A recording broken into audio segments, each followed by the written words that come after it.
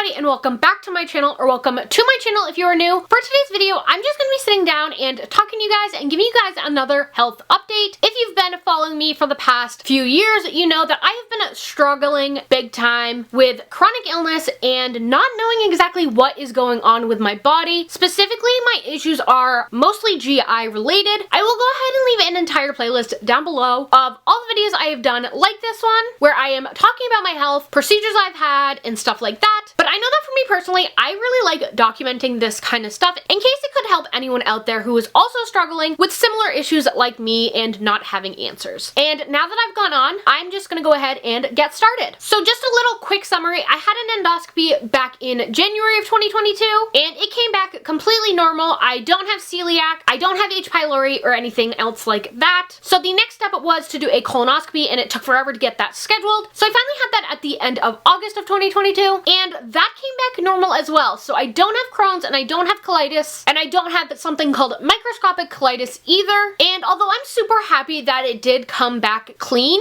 I'm also a little disappointed because that means I am back to square one, where we still have no idea what is going on with my body and what could be causing all of my issues. Just a quick summary, I deal with a lot of bowel issues, and I spend a lot of time in the bathroom, and I have a ton of nausea and stuff like that. And for the longest time, providers have just been telling me that it is my body adjusting to not having a gallbladder. For some people, it can take quite some time. And I got my gallbladder out 3 years ago. And so since I'm back at square one, the nurse practitioner I see wanted to put me on a medication that is supposed to help people like me who do not have a gallbladder, just to see if that is the actual culprit. They've been talking about putting me on this medication for probably about a year now, but they've wanted to wait until all imaging comes back, just so that I didn't have to start a medication that could possibly not be needed in any way, shape, or form if I had had something like Crohn's or colitis or H. pylori or celiac disease. So I am now on a medication called cholestyramine. I had no idea what I was getting myself into when I agreed to this, and when I went to the pharmacy, they literally handed me a giant brown paper bag and was like, here you go. Here I am thinking that cholestyramine was a pill. It is not a pill. It only comes in this powder format that I will talk a little bit more about in a few minutes. So when I got in the car and opened the bag and saw this, I was shook. And like, I've taken a ton of pharmacy related classes as a medical assistant and as a health science major. Never once have I come across this medication, other than the fact that I know that it is for people who have high cholesterol. But it is also one of those medications that has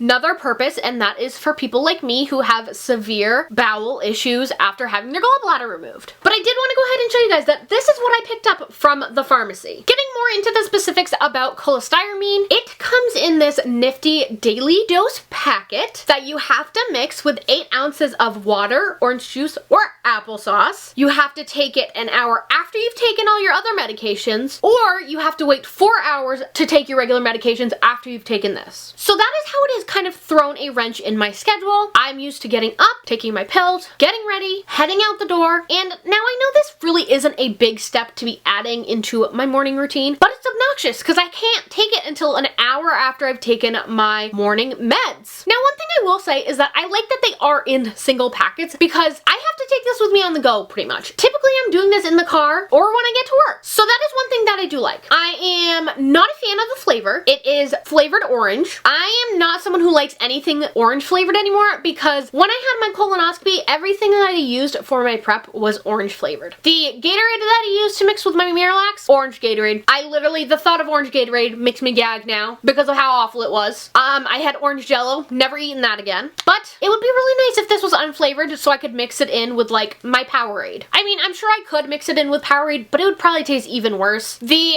first time I tried this, let me tell you, I did gag. I don't think I mixed it enough because it had a funny gritty texture. It was disgusting. But the second go around, I used a blender bottle. Highly recommend if you are someone who's taking cholestyramine that you use a blender bottle to mix it in the mornings. Makes it a lot easier and it goes down smoother. It does have a list of side effects, which are constipation, stomach ache and abdominal pain, gas, nausea, and vomiting. I already experienced a lot of those to begin with. I do not have an issue with constipation. Mine is the complete opposite. I actually have an issue with diarrhea. And so this is supposed to help with that diarrhea, but it can cause constipation. And the nurse practitioner I C said that if in a few weeks I don't notice a difference in my bowel habits and other GI issues, that we are gonna discontinue it and we are gonna move on to something else. And that something else she mentioned is a capsule endoscopy to look at my small intestine. My small intestine is literally the only thing they haven't taken a look at yet because you can't see it on a colonoscopy and you can't see it on an endoscopy. The only way you can see the small intestine really good is through a capsule endoscopy. And a capsule endoscopy is literally where you go in and they have you swallow a camera that is about the size of a large pill, and it goes through your body and takes pictures and videos and stuff like that and allows them to see what is going on. So if the cholestyramine does not work, that is going to be the next thing that happens. And for now, that's really all I have to update you guys on. I was kind of hoping that after the colonoscopy, I would have some answers, and there were literally none because it came back completely clean. And let me tell you, at that appointment I did cry because I was kind of devastated because I've been dealing with these issues for 2 to 3 years now, and in the past year it has started to affect me a ton, but it'll be interesting to see if the cholestyramine does anything or not. So that is just my current health update for you guys. Not sure when I will have another one, but if you've missed any of my past procedures or anything like that, I will have them linked down below for you guys. If you are going through something similar,